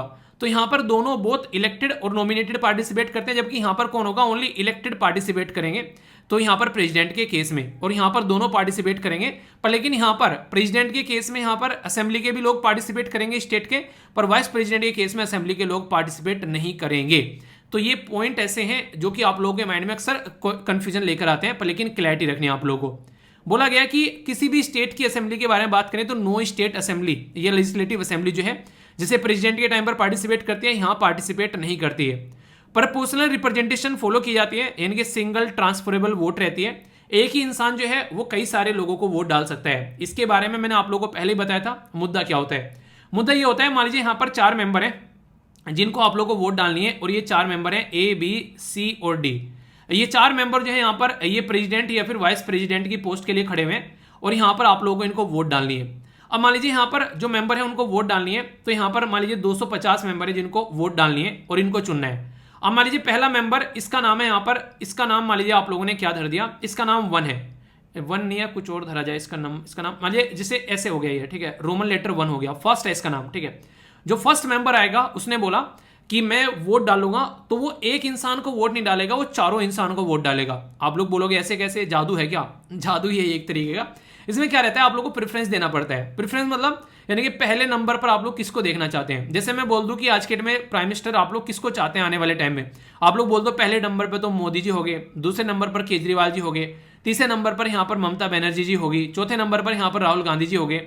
मतलब ऊपर नीचे भी कर सकते हो, ऐसा मत सोचना कि मतलब मैं जो है कुछ एक तरीके से कई सारे बोल लेते हैं मोदी जी को फॉलो फेवर कर रहे हो, या फिर मतलब एक तरीके से केजरीवाल जी को फेवर कर रहे हैं, मतलब एक तरीके से रैंडमली नाम ले रहा हूँ, हो सकता है राहुल गांधी जी कल को प्राइम मिनिस्टर बन जाए, ठीक है, तो इस तरीके से समझ सकते हैं। तो अभी मुद्दा क्या है यहाँ पर, मुद्दा यहाँ पर यह कि मान लीजिए आप लोग चाहते हैं पहले नंबर पर कौन पहुंच रहे, आप लोग चाहते हैं पहले नंबर पर सी वाला रहे, यानी कि पहले नंबर पर मैं चाहता हूँ ये इंसान जीते, दूसरे नंबर पर अगर ये ना जीते तो ये जीत जाए, ठीक है, तीसरे नंबर पर अगर ये ना जीते तो यार चौथे ये ए वाला जीत जाए तीसरे नंबर पर, चौथे नंबर पर डी, या फिर आप लोग इसको बोल सकते हैं ये हो गया प्रॉपर पैटर्न, यानी कि पहले वाला ये चाहता है कि ये इंसान जीते, ये ना जीते तो ये जीत जाए, और ये ना जीते तो ये, फिर तो ये रह गया, ठीक है, ऐसे नंबर पर। अब ऐसे यहां पर जब इंसान नंबर 2 आएगा वो भी सेम पैटर्न में यहां पर वोटिंग करेगा, वो चाह रहा है कि पहले नंबर पर ये वाला जीत जाए, दूसरे नंबर पर उसने वोट दे दी इसको, तीसरे नंबर पर उसने वोट दे दी इसको, और चौथे नंबर पर दे दी इसको, इस तरीके से, ठीक है। अब जो तीसरा पर्सन आ रहे हैं यहां पर, उससे पूछा गया कि भाई साहब तुमको भी वोट डालनी है, ये वो लोग हैं जिनको हम लोगों ने वोट देकर चुन रखा है, यानी कि मेंबर ऑफ जो पार्लियामेंट है, जिनको आप लोग सांसद बोलते हैं। उसने बोला कि मैं चाहता हूं पहले नंबर पर जो है वो यहां पर ए को ही जिताया जाए, दूसरे नंबर पर जो है यहां पर इसको जिताया जाए, तीसरे नंबर पर ये जीते और चौथे नंबर पर ये जीते। अब यहां पर जिस भी इंसान को सबसे ज्यादा वोट मिल जाएगी पहले नंबर की, अब वो इंसान जो है वो आगे बढ़ेगा यहां पर। तो ये क्या हो गया, एक ही वोट को आप लोगों ने ट्रांसफर किया है यहां पर, तो ये ट्रांसफरेबल वोट आप लोगों को यहां पर देखने को मिलती है, और इसी पैटर्न में यहां पर जो है वो इलेक्शन कंडक्ट कराए जाते हैं, तो ये आप लोगों को देखने को मिलेगा। तो सीक्रेट बैलेट रहता है यहां पर, सबसे बड़ी बात यहां पर ये कि आप लोग किसको वोट दोगे किसी को नहीं पता रहता है, इसलिए जब भी यहां पर प्रेसिडेंट वाइस प्रेसिडेंट के इलेक्शन होते हैं तो सारी पॉलिटिकल पार्टी जो रहती है वो खुशामद करती रहती है, यार आ जाओ यार पार्टिसिपेट कर लेना, ये कर लेना, वो कर लेना, वो सब चीजें आप लोगों को देखने को मिलती है। तो इसलिए जरूरी है कि यहां पर इसको सीक्रेट रखा जाए ताकि प्रेशर ना डाला जाए, और एक एक इंसान जो है उसको अच्छे से अपनी वोट को ढंग से यूटिलाइज कर सके, ठीक है। आगे चलते हैं, बोला जा रहा है कि डिफरेंस क्या है प्रेसिडेंट और वाइस प्रेसिडेंट के इसमें, तो यहां पर रीजन क्या है डिफरेंस, तो यहां पर डॉक्टर भीमराव अंबेडकर जी से जब पूछा गया तो उनके द्वारा ऑब्जर्व किया गया कि प्रेसिडेंट जो है वो हेड ऑफ द स्टेट है, जबकि वाइस प्रेसिडेंट जो है वो एक नॉर्मल फंक्शन एक तरीके से परफॉर्म करता है। एक फंक्शन उनका रहता है कि काउंसिल ऑफ स्टेट, यानी कि राज्यसभा को हेड करने का काम वो करते हैं, हेड इन प्रिजाइड करते हैं। जैसे आप लोग यहां पर देख सकते हैं लोकसभा के अंदर आप लोग कौन देखते हैं जो प्रिजाइड करता है नॉर्मली, तो स्पीकर रहता है, और यहां पर वो काम कौन करते हैं, वो वाइस प्रेसिडेंट करते हैं। तो यहां पर ये हेड बनते हैं टेम्परेरी पीरियड के लिए, यानी कि एक तरीके से प्रेसिडेंट जो है उनकी डेथ हो गई या फिर प्रेसिडेंट जो है किसी रीजन की वजह से हटा दिए गए, वो सारी चीजें देखने को मिलेगी। इनका कोई काम होता नहीं है स्टेट के लिए वैसे देखा जाए तो, इसलिए यहां पर नेसेसरी नहीं लगा कि स्टेट का लेजिस्लेचर जो है उनको इन्वाइट किया जाए इसमें पार्टिसिपेट करने के लिए। तो इसलिए यहां पर वाइस प्रेसिडेंट के जब भी इलेक्शन होते हैं तो यहां पर वो नहीं आते हैं, ठीक है। एक इंटरेस्टिंग क्वेश्चन मैं आप लोगों को यहां पर बताना चाहूंगा, आप लोगों ने अक्सर देखा होगा जब ज्वाइंट सिटिंग होती है, ठीक है, ज्वाइंट सिटिंग पता है संविधान में किस आर्टिकल के थ्रू होती है, बताइए, चलिए देखता हूं कौन कौन बताता है। तो ज्वाइंट सिटिंग में क्या होता है, सब जाके लोकसभा के अंदर बैठते हैं, ठीक है, लोकसभा के अंदर सारे जाकर बैठते हैं। तो लोकसभा के अंदर जब जाकर बैठते हैं तो उस ज्वाइंट सिटिंग को कौन प्रिजाइड करता है, तो स्पीकर ऑफ लोकसभा प्रिजाइड करते हैं, ना कि यहां पर उसको कौन प्रिजाइड करते हैं, ना कि वाइस प्रेसिडेंट उसको प्रिजाइड करते हैं, ठीक है। नॉर्मली अगर देखा जाए तो यहां पर आप लोगों को देखने को मिलेगा ये एक कन्वेंशन आप लोगों के सामने निकल कर आती है, तो वहां पर इलेक्टेड मेंबर आप लोगों को देखने को मिलते हैं मैक्सिमम, जो कि जनता के द्वारा चुने जाते हैं, तो उसको लोकसभा को यहां पर ज्यादा पावर दे रखी है, ठीक है। प्रेसिडेंट और वाइस प्रेसिडेंट को थोड़ा सा इस तरीके से आप लोग रख सकते हैं कि अगर यहां पर एक तरीके से ना जो एक स्टेपनी के तौर पर यहां पर वाइस प्रेसिडेंट को यूज किया था, आप लोग इस तरीके से बोल सकते हैं। इसलिए यहां पर स्टेट के अंदर इसकी रिक्वायरमेंट नहीं समझी, क्योंकि वहां तो गवर्नर के भी इलेक्शन थोड़ी ना हो रहे हैं, गवर्नर को भी अपॉइंट किया जा रहा है, तो वहां पर वाइस गवर्नर की रिक्वायरमेंट ही नहीं समझी गई, इसलिए वहां पर वाइस गवर्नर नहीं आप लोग को देखने को मिलेंगे, ठीक है। तो ये बेसिक बातें मैंने आप लोग को बता दी। अब क्वालिफिकेशन क्या है, आप लोग बोलो कि सर हम लोग चाहते हैं वाइस प्रेसिडेंट बन जाए, तो क्या बन सकते हैं, जी हाँ बन सकते हैं। आप लोग अगर चाहो तो आपकी एज जो है 35 ईयर अगर हो चुकी है तो आप लोग यहां पर जो है वाइस प्रेसिडेंट बन सकते हो, ठीक है। तो इसका मतलब अभी नहीं बन सकते हो ठीक है, तो अभी मतलब एक तरीके से यहां पर 32 साल होती है यूपीएससी की एज आप लोग की, अगर यूपीएससी आप लोग बेसिकली अगर लास्ट है यहां पर, और 35 साल यहां पर रखी गई है, इतनी एज आप लोग की होनी चाहिए। यानी कि जब यूपीएससी न निकले तो आप लोग प्रेसिडेंट वाइस प्रेसिडेंट की इलेक्शन में आप लोग पार्टिसिपेट कर सकते हो। प्राइम मिनिस्टर बनना है तो आप लोग को 25 साल के होते ही आप लोग प्राइम मिनिस्टर बन सकते हो, तो प्राइम मिनिस्टर के लिए तो आप में से बहुत सारे क्वालिफाई होंगे, ठीक है कि नहीं तो इसके लिए क्या चाहिए, तो being a citizen of India, भारतीय नागरिक होना आप लोगों का जरूरी है। कंप्लीट कर चुके हैं आप लोग 35 ईयर ऑफ एज। इसी के साथ में यहां पर क्वालिफिकेशन जो होनी चाहिए यहां पर as a member of Rajya Sabha, यानी कि राज्यसभा का मेंबर होगा वो यहां पर आप लोगों को जो है वाइस प्रेसिडेंट बनता हुआ नजर आएगा, तो ये क्वालिफिकेशन होनी चाहिए, ठीक है। और कोई भी प्रॉफिट ऑफ ऑफिस यहां पर ये होल्ड ना करता हूं, यानी कि इसके अलावा ये नहीं कि कहीं और भी अपनी बराबर में जॉब चल रही है, ठीक है। तो इस तरीके से ना तो यूनियन गवर्नमेंट में, ना ही स्टेट गवर्नमेंट में, ना ही यहां पर कोई लोकल अथॉरिटी के अंदर में कोई भी पब्लिक को ऐसी अथॉरिटी के अंदर में नहीं होना चाहिए, इसलिए इनको छोड़ना पड़ेगा अगर वाइस प्रेसिडेंट की पोस्ट पर आएंगे। आप लोग बोलोगे क्यों? उसका रीजन ये होता है कि अपनी पोस्ट का गलत पावर का इस्तेमाल कहीं और नहीं किया जा सके। तो बेसिक पर्पज यहां पर ये आप लोगों को देखने को मिलता है। तो ये क्वालिफिकेशन के अंदर ही डाल दिया, अगर वो होगा तो आप लोग यहां पर पार्टिसिपेट नहीं कर पाएंगे। तो ये बाकायदा क्वालिफिकेशन के अंदर ही ऐड कर दिया इन्होंने, ठीक है। अब यहां पर जो ओथ ली जाती है, फिर अफर्मेशन लिया जाता है, या फिर कैसे हटाया जाता है वाइस प्रेसिडेंट को, उसके बारे में बेसिक इन्फॉर्मेशन है। पूरा पॉलिटी का एक चैप्टर कवर हो रहा है आप लोग यहां पर, आप लोग ऐसा बोल सकते हैं। वाइस प्रेसिडेंट जो है उनको जो ओथ दी जाती है यहाँ पर, वो कौन दिलाता है यहाँ पर? तो वो प्रेसिडेंट ऑफ इंडिया दिलाते हैं, या फिर उनके द्वारा कोई पर्सन अपॉइंट किया जाता है वो यहाँ पर ओथ दिलाएगा। अगर पता चला वाइस प्रेसिडेंट, अगर यहाँ पर एक तरीके से ना जो यहाँ पर वो पता चला प्रेसिडेंट जो है वो बीमार है, तो जो जिसको अपॉइंट करेंगे यहाँ पर वो ओथ दिलाएगा। टर्म ऑफ द ऑफिस जो है यहाँ पर क्या होती है? 5 साल की होती है यहाँ पर, ठीक है। जब से वो एंटर करते हैं ऑफिस के अंदर में, अगर उनको लगता है कि रिजिग्नेशन उनको देना है तो प्रेसिडेंट को वो रिजाइन देकर चले जाते हैं, यानी कि अपना रेजिग्नेशन जो है वो प्रेसिडेंट ऑफ इंडिया को यहाँ पर सबमिट करते हैं, ठीक है। इसी के साथ में इनको रिमूव किया जा सकता है ऑफिस से। इनके रिमूवल के लिए इंपीचमेंट करने की जरूरत नहीं पड़ेगी, जैसे प्रेसिडेंट ऑफ इंडिया के टाइम पर इंपीचमेंट की रिक्वायरमेंट पड़ती है, तो यहां पर इंपीचमेंट की रिक्वायरमेंट नहीं पड़ेगी। तो फिर बोलेंगे कैसे हटाया जाता है? तो एक प्रोसीजर है हटाने का। अगर इनको हटाना है तो सबसे पहले तो 14 डे का एडवांस नोटिस इनको दिया जाता है, ठीक है। रिजोल्यूशन यहां पर राज्यसभा के अंदर पास किया जाता है एब्सोल्यूट मेजोरिटी के साथ में। एब्सोल्यूट मेजोरिटी क्या होती है? कि जो टोटल मेंबर हैं हाउस के, उनकी मेजोरिटी निकाली जाती है, और फिर लोकसभा में जाएगा पास होने के बाद में। तो लोकसभा को बस एग्री होना है कि हाँ ठीक है यार, ठीक कर रहे हो तुम। तो इतना अगर होगा तो वाइस प्रेसिडेंट को जो है हटा दिया जाएगा, ठीक है। कोई ग्राउंड जो है यहाँ पर हालांकि संविधान के अंदर मेंशन नहीं किया गया कि वाइस प्रेसिडेंट को कैसे हटाना है। तो ऐसे क्वेश्चन आप लोगों से एग्जाम में पूछे जाते हैं कि ये बताओ कि संविधान के अंदर क्या यहाँ पर मेंशन किया गया, कैसे यहाँ पर वाइस प्रेसिडेंट को यहाँ पर हटाना है, ठीक है। तो ये देखने को मिलेगा। वैसे वैकेंसी कब होती है? जब वाइस प्रेसिडेंट के इलेक्शन के बारे में बात करते हैं तो वैकेंसी कब होती है? जैसे एक्सपायर हो गया टर्म तो वैकेंसी हो जाती है। भाई ने रेजिग्नेशन दे दिया, मतलब प्रेसिडेंट ऑफ इंडिया ने रेजिग्नेशन दे दिया, रिमूवल अगर किया जाए यहाँ पर, डेथ हो जाए यहाँ पर, या फिर डिस्क्वालीफाई हो जाए ऑफिस होल्ड करने की, हाँ डिस्क्वालीफाई है, ऑफिस होल्ड नहीं कर पाओगे, तो वैकेंसी हो जाती है कि हाँ भाई इलेक्शन कैंडिडेट करा लेते हैं अब इस पर्टिकुलर पोस्ट के लिए, जो कि एक संवैधानिक पोस्ट है यहाँ पर ये। तो इस तरीके से आप लोग समझ सकते हैं। तो प्रॉपर इलेक्शन कैंडिडेट कराए जाते हैं वाइस प्रेसिडेंट की पोस्ट के लिए। तो ये इस तरीके से आप लोग समझ सकते हैं यहाँ पर। तो ये 5 ग्राउंड आप लोग याद रखिएगा, जब वैकेंसी होगी ऑफिस के अंदर में तो यहाँ पर फिर इलेक्शन कैंडिडेट कराए जाएंगे। कुछ और बातें, वैकेंसी अगर होती है वाइस प्रेसिडेंट की ऑफिस में, मैंने बता दिया अभी यहाँ पर, वो जब भी होती है उसको फिल करने की काफी ज्यादा जरूरत है। फंक्शन के बारे में बात करूंगा पर, लेकिन उससे पहले यहाँ पर एक इंपॉर्टेंट क्वेश्चन है। अगर कल को कोई डाउट होता है, कल को कोई डिस्प्यूट यानी कि लड़ाई होती है वाइस प्रेसिडेंट के इलेक्शन को लेकर, तो याद रखिएगा यहाँ पर प्रेसिडेंट हो चाहे वाइस प्रेसिडेंट हो, उनके इलेक्शन को लेकर अगर कोई भी दिक्कत होगी तो फाइनल डिसीजन, जो फाइनल डिसीजन टेकिंग अथॉरिटी है, ये यहाँ पर सुप्रीम कोर्ट होगा। ये काफी इंपॉर्टेंट क्वेश्चन जो कि कई सारे एग्जाम में पूछे जा चुके हैं, ठीक है। अगर इनका जो भी दिक्कत होगी यहाँ पर तो प्रेसिडेंट और वाइस प्रेसिडेंट के इलेक्शन को लेकर, तो यहाँ पर ये डिसाइड करेंगे supreme court of India. Function क्या है वाइस प्रेसिडेंट के? सबसे पहले तो ये एक्स ऑफिशियो चेयरमैन होते हैं राज्यसभा के। एक्स ऑफिशियो का मतलब क्या होता है? मतलब ये बिल्कुल ऐसे जैसे जॉब लग गई, अब जॉब लग गई शादी तो हो ही जाएगी आराम से, ठीक है। वरना ये रहता है कि यार शादी कैसे होगी, कई बार आप लोगों ने लोगों को देखा होगा, अक्सर शादी के लिए जो बेचैन आत्मा रहते हैं, शादी करा लो जल्दी, तो यार जॉब ले लेते हैं फिर शादी करा लेंगे। तो शादी तब होगी जब जॉब होगी, तो शादी हो जाएगी, आप जॉब ले लो बस, ठीक है। तो जैसे ही राज्यसभा के चेयरमैन बनते हैं यहाँ पर ये वाइस प्रेसिडेंट, तो राज्यसभा के चेयरमैन की जो पोस्ट है उनको फ्री मिल जाती है, यानी कि ये पोस्ट पर हो तो ये पोस्ट तुम्हारी, ऐसे आप लोग बोल सकते हो। यानी कि वाइस प्रेसिडेंट बनते ही राज्यसभा के चेयरमैन की पोस्ट तुम्हारी, ठीक है। पावर कैसी रहती है? बिल्कुल ऐसे जैसे लोकसभा में स्पीकर की रहती है, वही पावर आप लोगों को देखने को मिलती है। इसीलिए इनको प्रिजाइडिंग ऑफिसर भी बोला जाता है राज्यसभा के अंदर में। इसी के साथ में और भी काम है इनको, ऐसा तो नहीं कि बस लोकसभा के स्पीकर वाले काम है, एक्स्ट्रा भी कुछ काम है अपने। वो क्या है कि कल को प्रेसिडेंट की अगर पोस्ट खाली हो जाए तो ये एज ए प्रेसिडेंट के तौर पर काम करेंगे, और जब ये एज ए प्रेसिडेंट के तौर पर काम करेंगे उस टाइम पर यहाँ पर इनकी सारी जो भी रेस्पॉन्सिबिलिटी होगी प्रेसिडेंट वाली, और सारी फैसिलिटी भी इनको प्रेसिडेंट वाली ही मिलेंगी। मैक्सिमम पीरियड कितना है यहाँ पर? ये 6 मंथ का आप लोगों को देखने को मिलेगा एज ए प्रेसिडेंट। तो यहाँ पर बोला गया है not perform duty of office of A chairman of Rajya Sabha, ठीक है। जब ये प्रेसिडेंट होंगे तो उस टाइम पर ये चेयरमैन ऑफ राज्यसभा की ड्यूटी परफॉर्म नहीं करेंगे, तो डिप्टी चेयरमैन जो रहेगा राज्यसभा का उसके हाथ में पावर आ जाएगी उस टाइम पर, ठीक है।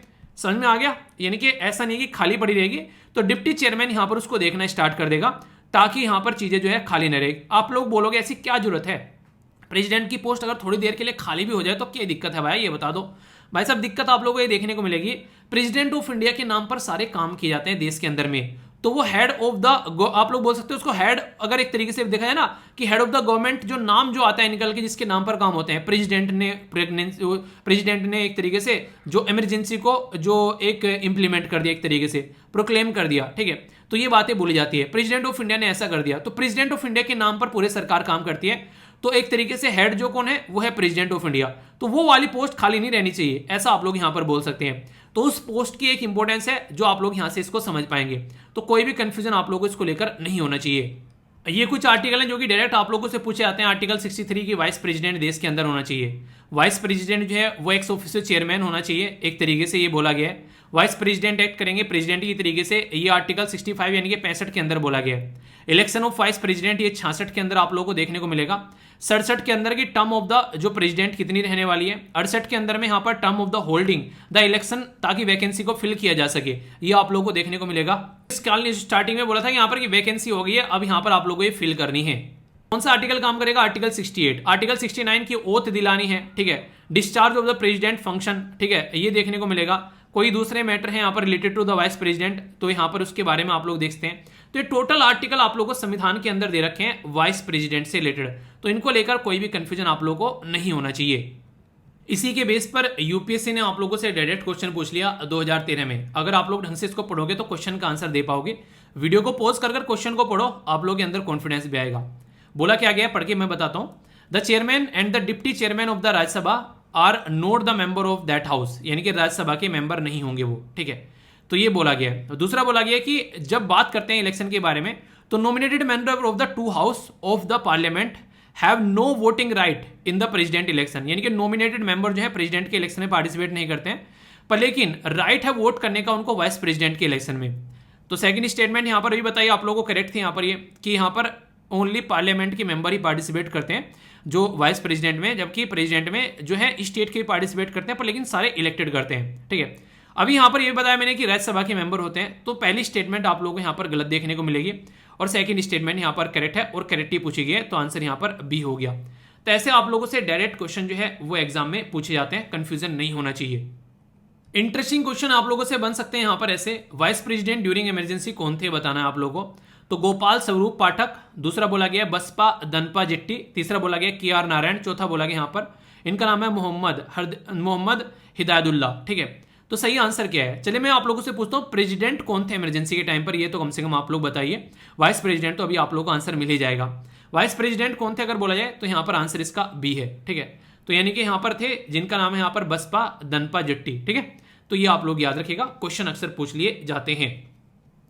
बात करते हैं यहाँ पर बोला गया which of the following person are held both vice president and president post of India, यानी कि एक तरीके से कौन से ऐसे व्यक्ति हैं भारत में जो कि राष्ट्रपति और उपराष्ट्रपति दोनों पद धारण करता है, यानी कि एक तरीके से दोनों पद पर रह चुके हैं, ये आप लोग को बताना है।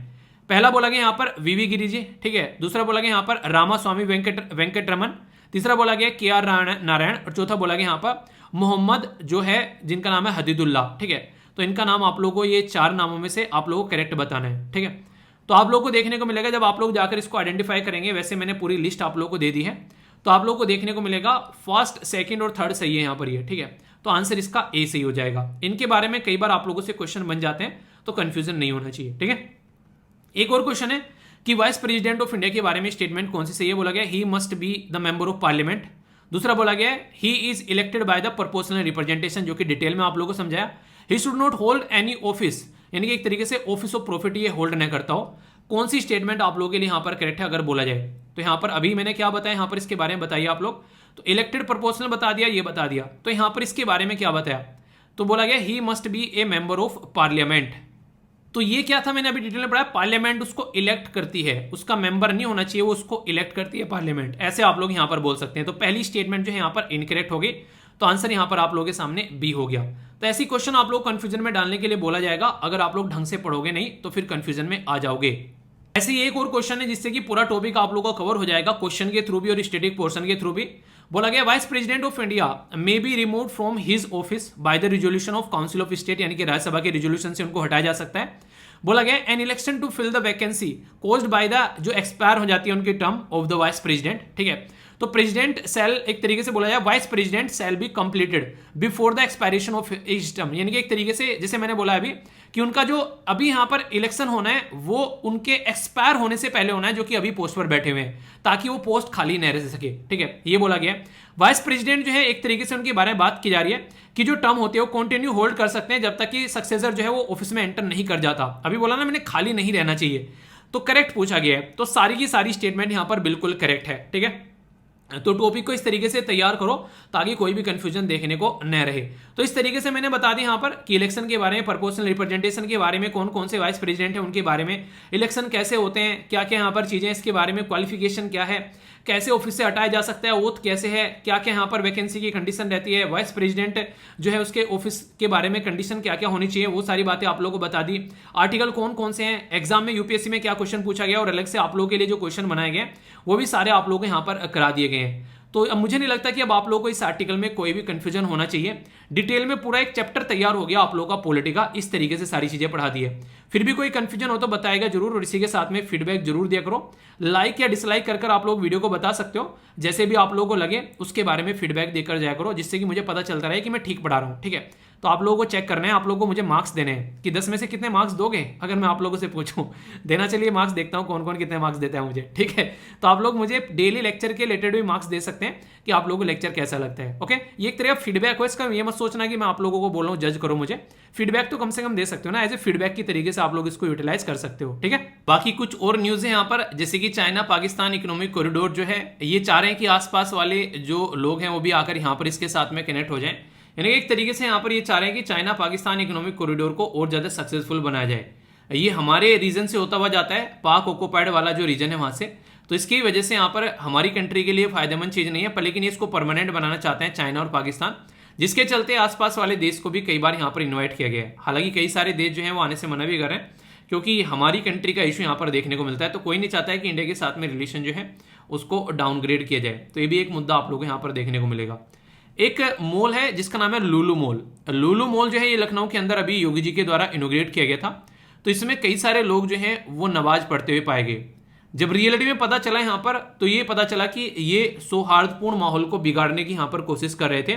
जो एडमिनिस्ट्रेशन है उनके द्वारा बोला गया कि इवन उनमें से कई सारे लोग तो सही तरीके से नमाज भी नहीं पढ़ रहे थे, जो एक पोस्चर होता है नमाज पढ़ने का। तो यहाँ पर जैसे ही वो जैसे ही वो पिक्चर या फिर वीडियो वायरल हुई, तो तुरंत वहां पर कई सारे लोग जो हैं अलग अलग धर्म के पहुंच गए कि पब्लिक प्लेस में इस तरीके से कैसे अलाउ किया जा सकता है, खासकर जहां पर सारे रिलीजन के लोग आते हैं। तो वो ये देखने को मिला कि वो एक गलत एक्ट था, ताकि यहाँ पर नेगेटिव इमेज यहाँ पर डाली जा सके पर्टिकुलर मॉल की, या फिर जो भी आप लोग बोल सकते हैं। तो वहां पर एडमिनिस्ट्रेशन ने बिल्कुल साफ साफ मना कर दिया।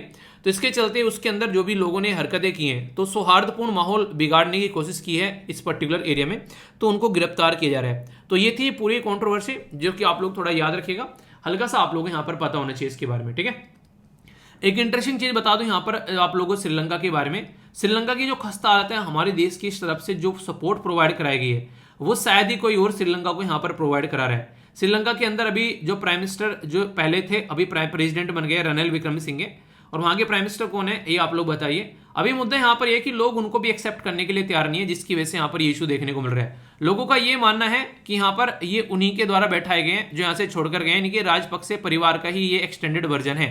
ऐसी बातें यहाँ पर देखने को मिल रही है। तो कई सारे ऐसे इश्यूज यहाँ पर निकल कर आ रहे हैं जिसके बारे में हम लोग बातें कर सकते हैं। तो ये एक बेसिक मुद्दा है जो कि आप लोगों के माइंड में कंफ्यूजन नहीं होना चाहिए, इसको आप लोगों को समझ के चलना है कि आज की डेट में हमारी इमेज भी कई बार खराब करने की कोशिश की जाती है कि इंडिया जो है श्रीलंका के क्राइसिस का फायदा उठाने की कोशिश कर रहा है। ऐसी बातें वहां पर देखने को मिल रही थी, पर लेकिन रियलिटी ये है कि हमारे जितना सपोर्ट वहां पर किसी के द्वारा भी प्रोवाइड नहीं कराया गया है, अगर आप लोग ढंग से देखते हैं तो। ठीक है, तो ये बातें हैं यहाँ पर जो कि एक तरीके से आप लोगों को हल्का सा आइडिया रखना है। ठीक है, इसी के साथ में यहाँ पर काफी शानदार एक तरीके से हमारे देश में अभी जो 15 अगस्त है उसको सेलिब्रेट करने का यहाँ पर कोशिश की जा रही है।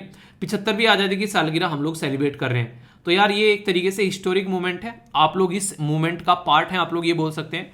तो इसको आप लोगों को फील करना है कि हम भी उस टाइम पर थे देश के अंदर में जब देश की 75वीं आजादी की सालगिरह सेलिब्रेट की जा रही थी। तो ये काफी एक सोचने वाली बात आप लोग यहाँ पर बोल सकते हैं। ठीक है, अगर बात करें chief justice of India NV Raman साहब के द्वारा बोला गया कि मीडिया को अपने एक तरीके से नहीं क्या कहते हैं अपना एक तरीके से पैजामे से बाहर नहीं जाना चाहिए। कंगारू वाली एक फंडा आप लोगों को देखने को मिलेगा, कूदती फिरती रहती है, कई बार तो जजमेंट खुद दे देती है मीडिया। हमारे देश में पार्ट 3 के अंदर आप लोग जाएंगे संविधान के अंदर, तो आप लोगों को आर्टिकल देखने को मिलेंगे, आर्टिकल 12 से लेकर आर्टिकल 35 तक का। आर्टिकल जो 19 है उसमें उससे मीडिया के बारे में बातें की जाती है, पर लेकिन मीडिया जो है वो कोर्ट बनने की कोशिश कई बार करती है, जो कि गलत है। तो ये यहाँ पर इसके बारे में थोड़ा सोचना पड़ेगा, ठीक है। तो ये गलत चीज़ है, तो एक हिदायत इनके द्वारा दी जा रही है।